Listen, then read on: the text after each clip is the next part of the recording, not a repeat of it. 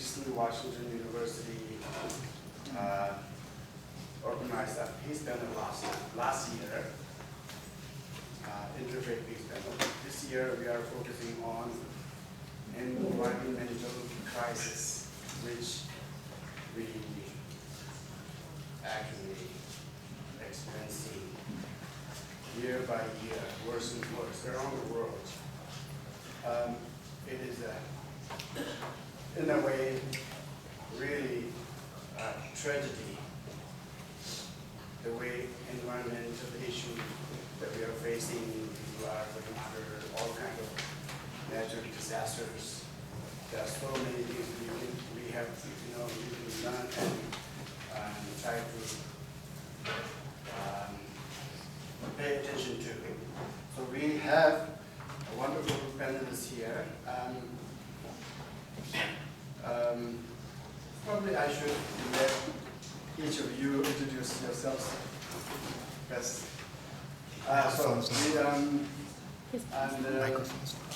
First we will start with Mr. Mike.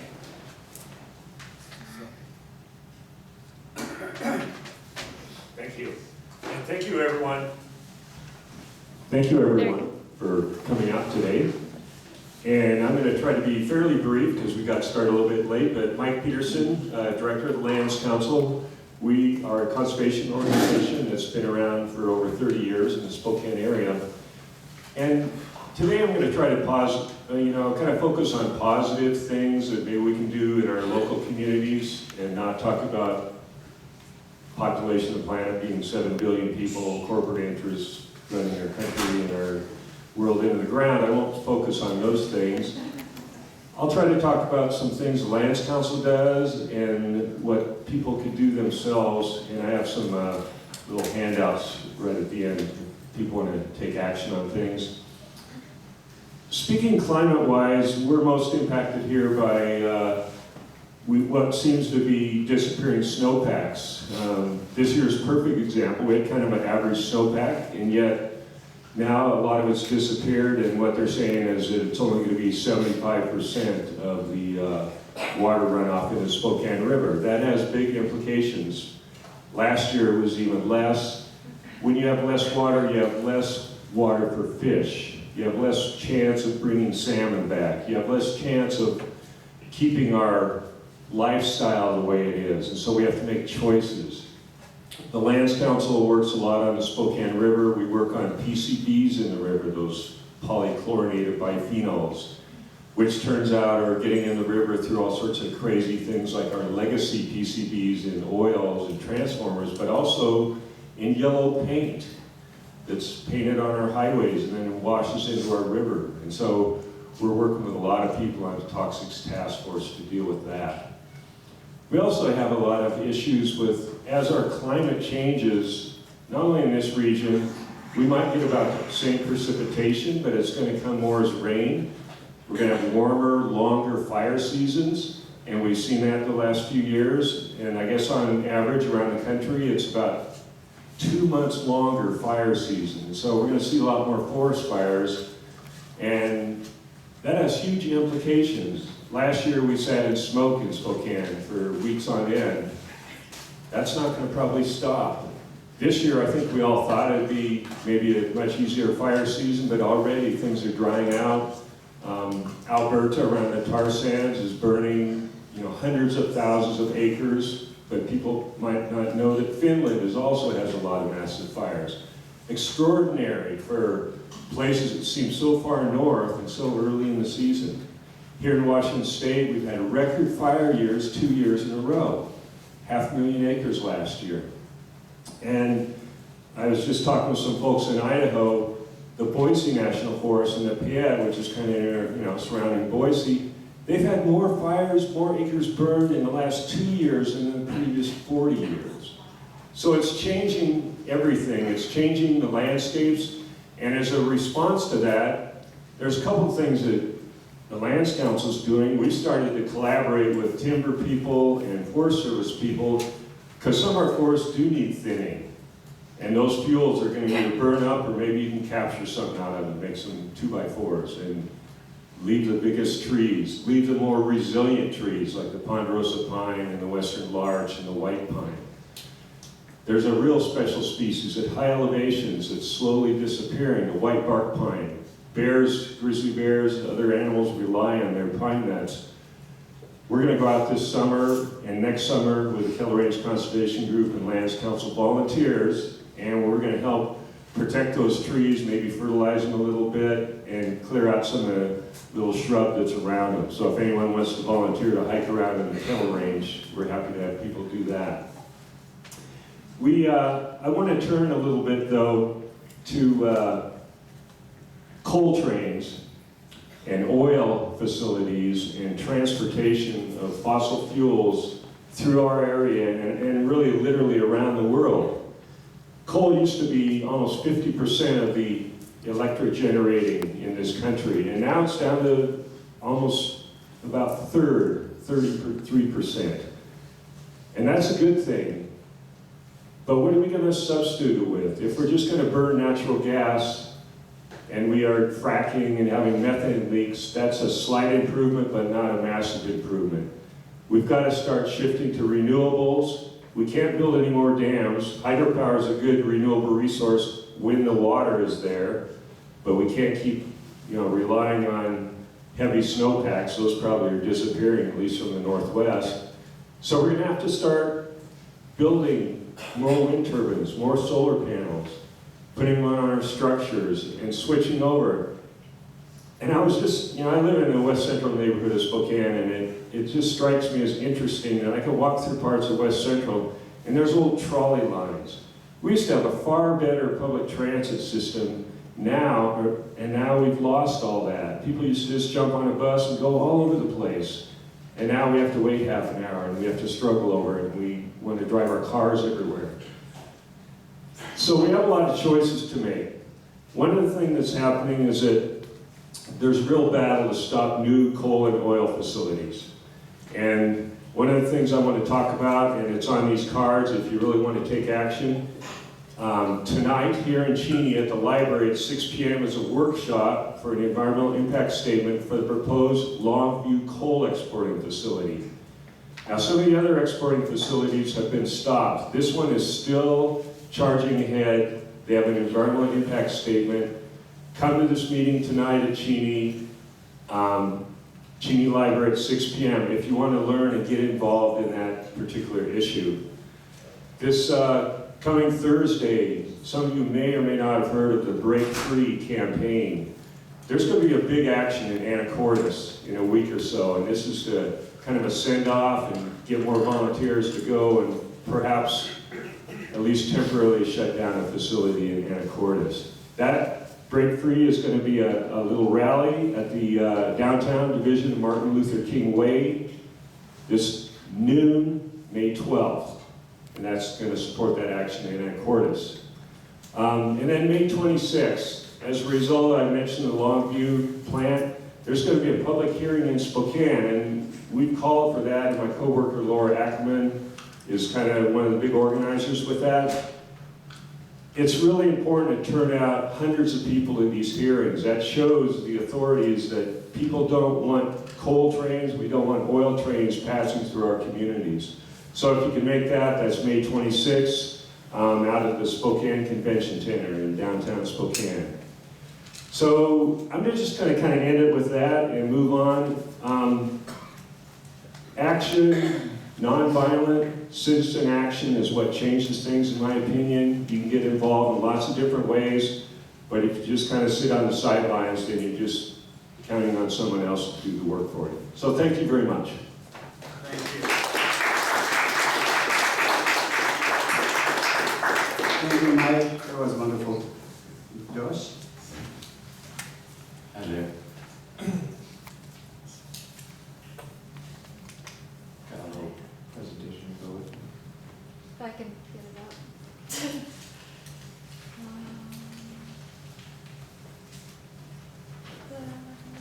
So, my name is Josh Merkel, and I am the creator of an organization called EWU, and we also put on the Spokane Veg Fest in the summer. So, oh, I can talk about it.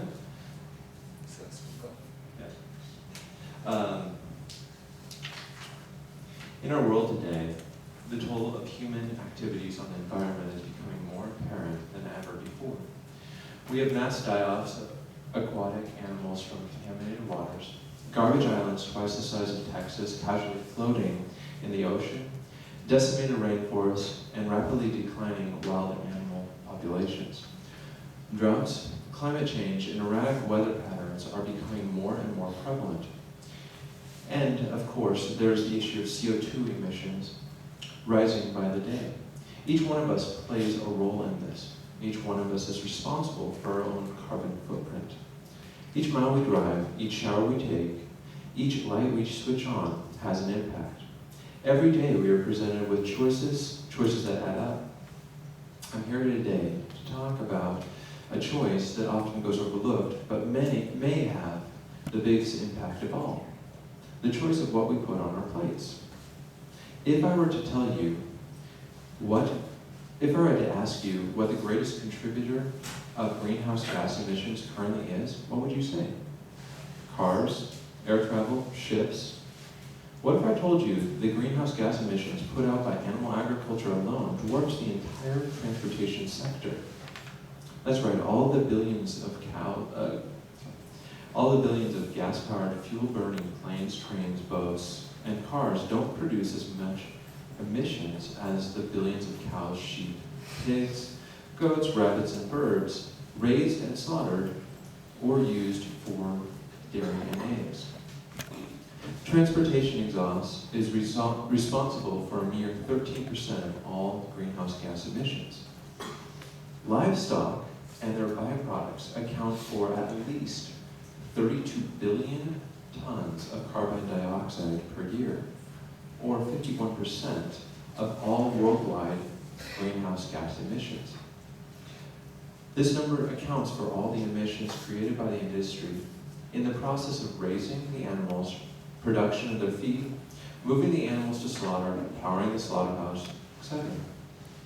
On top of this, animals produced for food are given grade for feed, which requires vast amounts of water and land to grow. The vast majority of them are fattened up rapidly on high-energy feeds such as corn or soy. According to the EPA, nearly 90% of the soybean production worldwide goes to livestock feed. And an estimated 80% of US-produced corn ends up as animal feed. Crops like this, which are primarily GMO-based, also require a tremendous amount of fertilizer and toxic pesticides that often run off and contaminate local streams and waterways. In 2011 alone, 22 million tons of fertilizer were used on US feed crops. Only about half of this fertilizer is utilized by the plants. The rest ends up elsewhere. Toxic pesticides runoff is far from the only pollutant caused by animal agriculture. But the manure and waste created by farmed animals is often collected into manure lagoons. Factory farms can have a difficult time finding a place to put the waste, and these lagoons often overflow. A single female lactating dairy cow can produce 150 pounds of manure each day. A pig approaching slaughter weight can produce as much as 3 times the weight of a human. Smithfield Foods, the largest pork producer in America, is one of the biggest polluters in the animal agriculture industry. Some of the largest pig farms that they operate house 500,000 pigs under a single roof and generate 26 million tons of excrement each year. That waste is dumped into lagoons outside the factory farms and overflow during heavy rains or simply when they get too full. The waste is saturated with drug residue. Here's a video.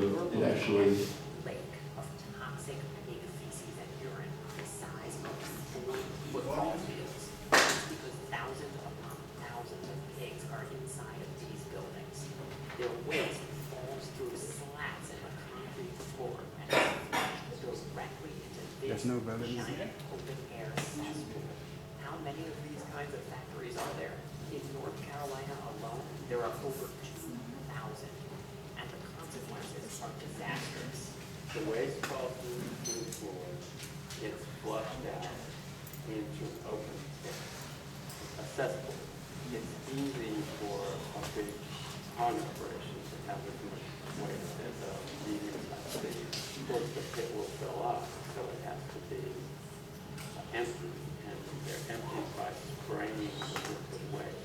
Yes, you heard that right. If you're familiar with the garden sprayer, there's gigantic versions of that. So they're making droplets, fine mists out of liquid waste, and that can drip into the neighborhood.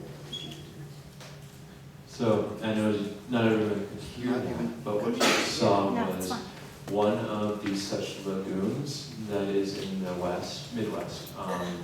So I know that we don't really experience this because we're so far from it, but down in the south,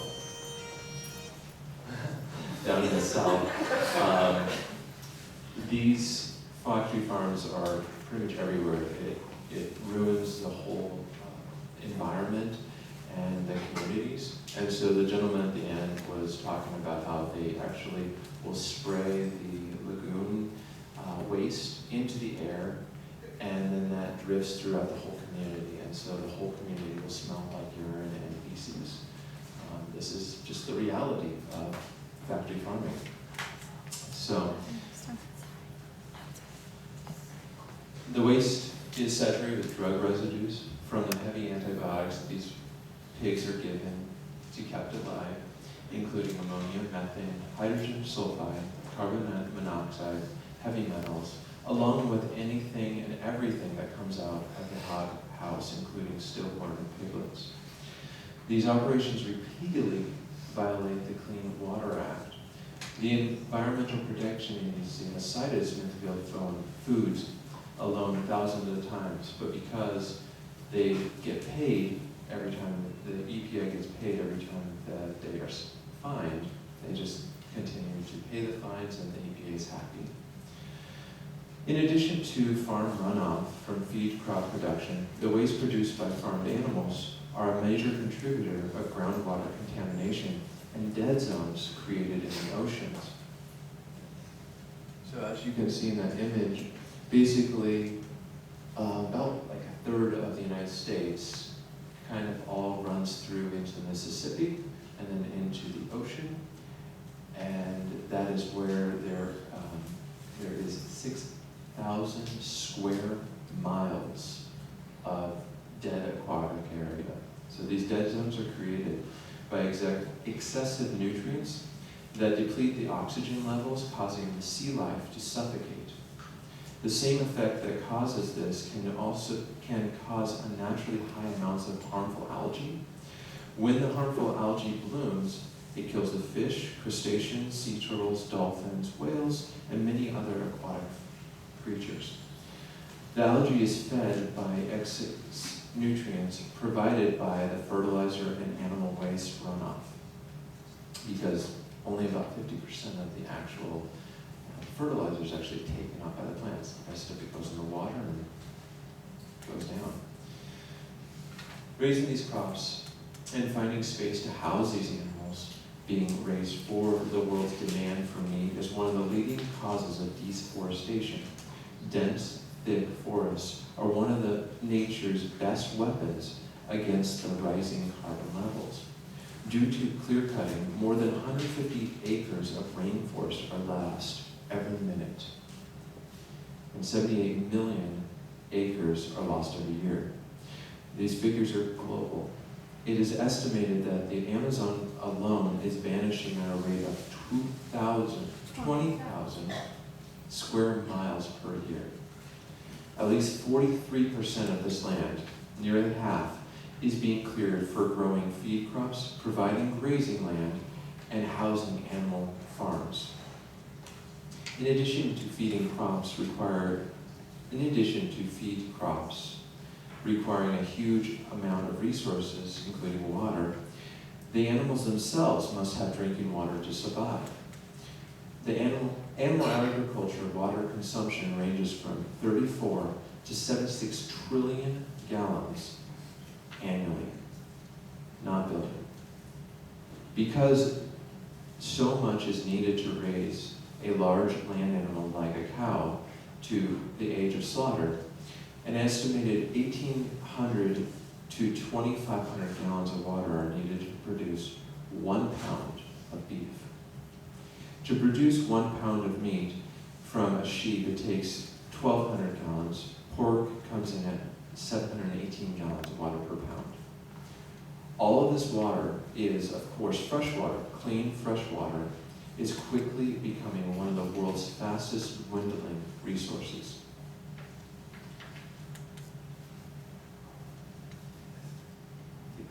Is it the next one?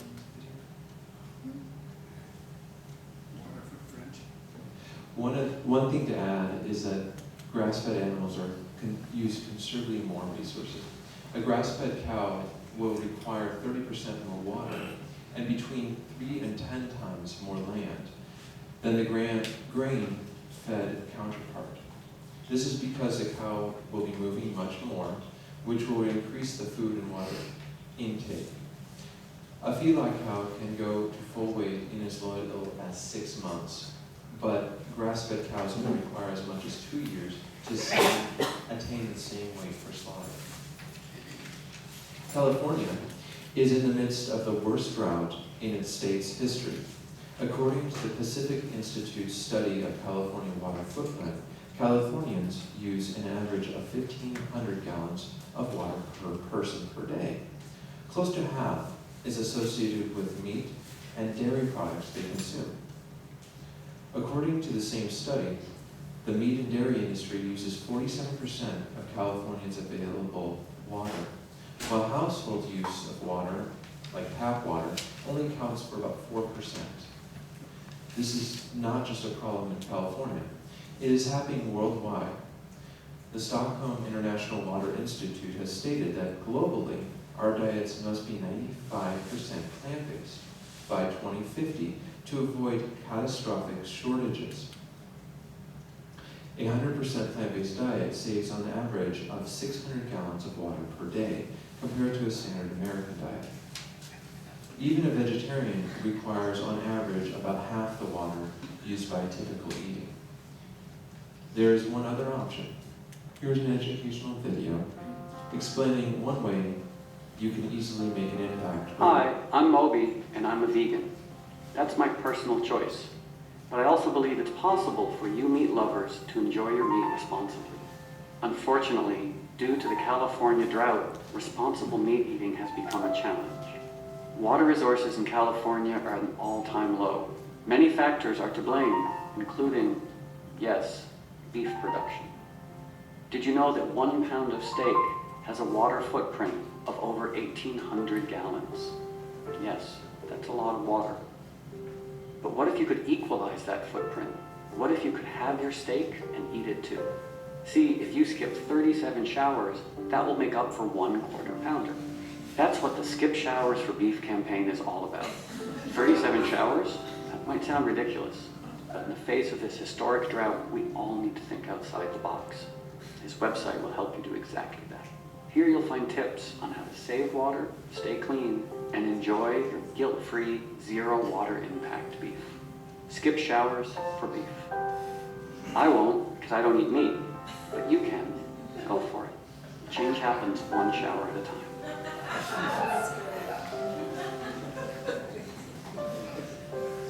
That's supposed to be hysterical. Yeah, not very realistic, but if you really want to try it, they actually have other videos on their website that show you how you can actually accomplish that using ointments and rubs, and it's really silly. But it's the reality. Animal production requires a lot of water. There's no getting around it. So the use of resources does not end